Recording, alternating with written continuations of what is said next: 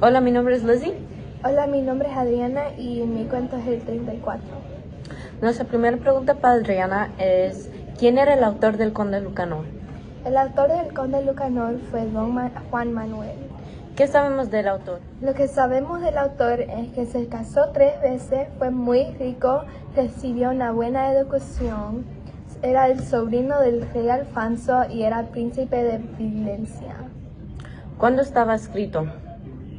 Estaba escrito en el 1335. ¿Cómo estaban escritas las obras del Conde Lucanor? El intro era el conde tiene un problema. El núcleo era el patronio de una respuesta y la aplicación era patronio dice un cuento y la moraleja es al final. ¿Qué son los temas de interés en este cuento? Los temas de interés son el comportamiento del hombre en sociedad y el comportamiento del hombre con respecto a Dios. ¿Qué es la moraleja de este cuento? La moraleja de mi cuento es que nunca te metas donde corras peligro y aunque te asista un verdadero amigo. ¿Cuándo se desarrolla el cuento Lucanor? Durante de la Edad Media. ¿Cómo se desarrolló el cuento del Conde Lucanor? El libro del cuento Lucanor se desarrolló como un modelo social dominante. Las obras de este cuento estaban escritas en el siglo XIV, donde encontramos grandes diferencias en sociedad. ¿Este cuento externo? Sí es externo porque el narrador no estaba en la historia. ¿Es un personaje de la historia?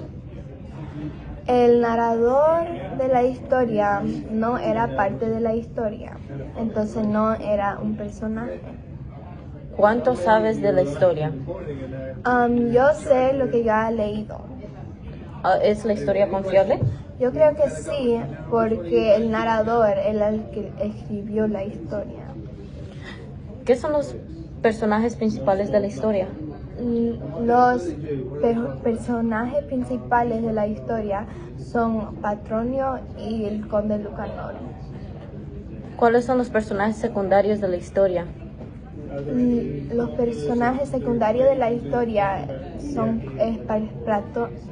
Patronio porque no cambió durante la historia. ¿Qué son los personajes complejos del cuento? El personaje complejo del cuento era su amigo de Patronio. ¿Qué son los personajes llanos del cuento? Los personajes llanos eran Patronio y su amigo.